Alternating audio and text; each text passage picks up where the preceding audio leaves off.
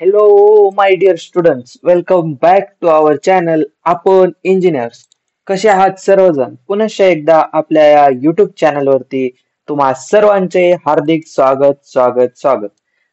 आज आपण केमिस्ट्रीचा पहिला युनिट बघणार आहोत, जे की आहे वॉटर टेक्नॉलॉजी. 2024 पॅटर्न नुसार जो सिलेबस चेंज झाले आहे, त्याच्यानुसार आपण जे आहे ते आजपासून टीचिंग आपली स्टार्ट करणार आहोत. जे आपण आज पाहणार आहोत ते आहे वॉटर टेक्नॉलॉजी केमिस्ट्रीचा पहिला युनिट. त्याच्यामधले काही पॉइंट आज आपण डिस्कस करणार आहोत. तर व्हिडिओ हा खूप महत्वपूर्ण होणार आहे. तुम्ही शेवटपर्यंत पहा. नवीन असाल तर चॅनलला सबस्क्राईब करा. बेल आयकॉनला प्रेस करायला विसरू नका. व व्हिडिओ कसा वाटला हे कमेंट बॉक्स मध्ये कळवायला पण विसरू नका. आणि निश्चितच आपण इंजिनियर्स वरती आपण काउन्सिलिंग बॅच जी आहे ती स्टार्ट केली होती. त्याचा पण तुमच्याकडनं खूप छान प्रतिसाद भेटला आहे. व तसेच आता फॉर्म फिलिंग प्रोसेस वगैरे सर्व काही आपण लवकरच अपलोड करणार आहोत. तर आपण पाहूयात वॉटर टेक्नॉलॉजी बाय आपण इंजिनियर्स. तर पहिल्या सुरू पाहूयात बाबा वॉटर टेक्नॉलॉजी मध्ये काय काय आहे. त्याच्यानंतर आपण पाहणार आहोत इम्प्युरिटीज इन वॉटर. पहिल्या सुरू पाहूयात आपण impurities in water.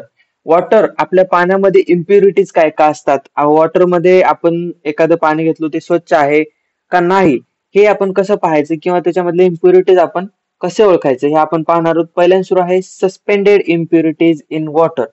Suspended impurities in water म्हणजे काय असतं हे पहा. आपण डेफिनेशन थ्रू समजून घेण्याचे जे आहे आपण प्रयत्न करू. Suspended impurities are solid particles that are not dissolved in water. Suspended impurities म्हणजे काय आहे थोडक्यात, जे की आपल्या पाण्यामध्ये विरघळणार नाहीत असे पदार्थ, त्याला आपण काय म्हणतो सस्पेंडेड इम्प्युरिटीज. तर ते काय असतात, they are remaining floating or disappear and can be removed by physical method like filtration or sedimation. आता पहा, हे जे सस्पेंडेड इम्प्युरिटीज आहेत ते कशा प्रकारे तुम्हाला पेपरमध्ये क्वेश्चन येतो. SVPU युनिव्हर्सिटी किंवा मुंबई युनिव्हर्सिटी असेल, कोणत्या युनिव्हर्सिटीमध्ये तुम्हाला क्वेश्चन येतो की what are the impurities in water. त्याच्यामध्ये पहिल्यांदा सुरू फर्स्ट नंबर टाकायचा आहे सस्पेंडेड इम्प्युरिटीज. त्याच्या थ्रू काय काय होतं बाबा, ते सस्पेंडेड इम्प्युरिटीज म्हणजे काय असतात त्याची डेफिनेशन लिहायचं आणि त्याचं एक एक्झाम्पल द्यायचं. त्याच्यामध्ये तुम्हाला मार्क भेटून जातील. तर डेफिनेशन मध्ये काय लिहायचं आहे, सस्पेंडेड. पहा, सस्पेंडेड म्हणजे काय असतं थोडक्यात, जे की डिझॉल्व्ह होणार नाहीत, डिझॉल्व्ह होत नाहीत, त्यांना काय म्हणतात आपण सस्पेंडेड इम्प्युरिटीज. ठीक आहे, ही झाली तुमची डेफिनेशन. आणि त्याच्याबद्दल एक पॉइंट लिहायचा की आता ते पहा, आता तुमची जी वॉटर आहे, वॉटर मध्ये जर डिझॉल्व्ह होत नसतील तर काय होणार आहे, ते एकतर दिसतील किंवा तरंगतील. ठीक आहे, तेच लिहायचं, they are remain floating or disappeared. ठीक आहे, तेच लिहायचं. आणि फक्त यांना रिमूव्ह करण्याची जी प्रोसेस आहे ती फिजिकल आहे. म्हणजे आपण समजा आता समजा आपण एक्झाम्पल घेतलं, सँड आहे, वाळू आहे, तर आपण त्याला काय करू शकतो, पाण्यामध्ये ती डिझॉल्व्ह होऊ शकते का, नाही.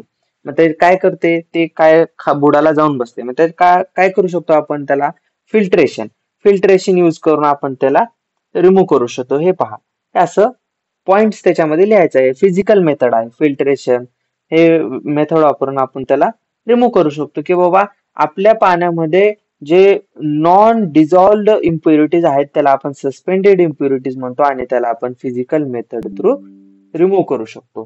ठीक आहे, तर एक्झाम्पल पहा, सँड, क्ले, रस्ट, अल्गी.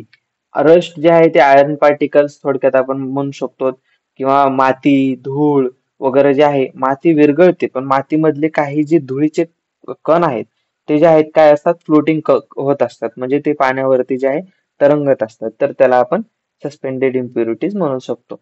तर आता प्रश्न जर आला what is suspended impurities in water, तर आपण काय लिहायचं आहे त्याच्यामध्ये, सस्पेंडेड इम्प्युरिटीज काय असतात बाबा, की सॉलिड पार्टिकल असतात, ते डिझॉल्व्ह होत नाहीत पाण्यामध्ये. ठीक आहे, तर ते डिझॉल्व्ह नाही झाले म्हणजे काय होणार आहे, ते आपल्याला डिस्प्रेस्ड असतील आणि फ्लोटिंग असतील. कारण ते डिझॉल्व्ह झाले नाहीत, मग ते आपल्याला दिसणार आहेत आणि ते त्यात तरंगणार आहेत. मग आता बाबा त्याची रिमूव्ह करण्याची प्रोसेस काय आहे, फिजिकल मेथड, जे की फिल्ट्रेशन आपण यूज करू शकतो. आणि एक्झाम्पल तर आपले sand, stone, clay, rust, algae. ठीक आहे, हे सर्व आपण वापरू शकतो. त्याच्यानंतर आहे त्याच्यानंतर 2 नंबरची आपण पाहणार आहोत कोलायडल इम्प्युरिटीज इन वॉटर. पहिली आपली होती सस्पेंडेड इम्प्युरिटीज. त्याच्यामध्ये काय होतं, आपण नॉन डिझॉल्वेबल होतं आणि त्याला फिल्ट्रेशन करून आपण रिमूव्ह करू शकतो. आता आपण पाहणार आहोत कोलायडल इम्प्युरिटीज इन वॉटर काय असतात. तर पहा definition. Colloidal impurities are very fine particle suspended in water. म्हणजे सगळ्यात छोटे जे पार्टिकल आहेत ते आपण कोलायडल म्हणतो. त्याला काय असतं, neither dissolve nor large enough of settle by gravity. म्हणजे जे की डिझॉल्व पण होत नाहीत, पूर्णपणे डिझॉल्व पण होत नाहीत आणि पूर्णपणे आपल्याला ते दिसत पण नाहीत. अशा प्रकारच्या इम्प्युरिटीजला आपण कोलायडल इम्प्युरिटीज म्हणतो. They are from stable dispersion and can not be removed by simple filtration and sedimentation. तर पहा कोलायडल इम्प्युरिटीज काय असतात, छोटे छोटे फाईन पार्टिकल असतात. जसे की आपण तेल, फॅट, ह्युमन सबस्टन्सेस हे जे आहेत ते आपले काय येतात, कोलायडल इम्प्युरिटीज येतात. मग हे काय होतात, हे जे पूर्णपणे डिझॉल्व पण होत नाहीत आणि आपल्याला दिसत पण नाही, त्याला आपण म्हणतो कोलायडल इम्प्युरिटीज. आणि हे काय केले जातात, not removed by filtration process. Filtration प्रोसेसने हे रिमूव्ह केले जात नाहीत, त्याला आपण कोलायडल इम्प्युरिटीज म्हणतो. आणि आपले पहिले जे इम्प्युरिटीज होते ते सस्पेंडेड इम्प्युरिटीज, ते काय केले जाते, फिल्ट्रेशननं आपण रिमूव्ह केलं जातं. कोलायडल मध्ये पहा काही पार्ट आहेत कोलायडलचे. Organic colloids. ऑर्गॅनिक कोलाइड्स काय असतात, protein, oil, fat, human substances हे काय ऑर्गॅनिक आहेत. इनऑर्गॅनिक मध्ये काय येतं, clay particles, silica, metal hydroxides हे जे आहेत ते इनऑर्गॅनिक येतात. आणि बायोलॉजिकल कोलाइड मध्ये काय येतं, बॅक्टेरिया, व्हायरसेस, मायक्रोबायल डायबेस हे जे येतात ते बायोलॉजिकल येतात. आणि लास्ट आहे कलरिंग मॅटर मध्ये डिक्लेइंग प्लांट मटेरियल आणि पीट हे जे आहेत ते डिक्लेरिंग कोलरिंग मॅटर मध्ये येतात. आता पहा सेकंड नंबरची जी इम्प्युरिटीज आहेत ते लक्षात कसे ठेवायचे. फर्स्ट नंबरचं आपण काय पाहिलं होतं, फर्स्ट नंबरची सस्पेंडेड पाहिली होती, जे की सॉलिड पार्टिकल असतात, नॉट डिझॉल्वेबल असतात आणि ते फिल्ट्रेशन न रिमूव्ह करू शकतो. आता सेकंड नंबर मध्ये काय पाहिलं आपण, कोलायडल इम्प्युरिटीज आहेत जे की not dissolve, neither dissolve nor enough, म्हणजे ते डिझॉल्व पण होत नाहीत आणि ते दिसत पण नाही, हे असे असतात आणि ते फिल्ट्रेशन रिमूव्ह होत नाही. आणि त्याचं जे एक्झाम्पल जे आहेत ते तुम्हाला लिहायचे, protein, oils, fats, clay particles, silica. ठीक आहे, हे आपण एक्झाम्पल त्याच्यामध्ये लिहू शकतो. तर पुढे पाहूयात आता थर्ड नंबरची जी आहे ते डिझॉल्व इम्प्युरिटीज इन वॉटर.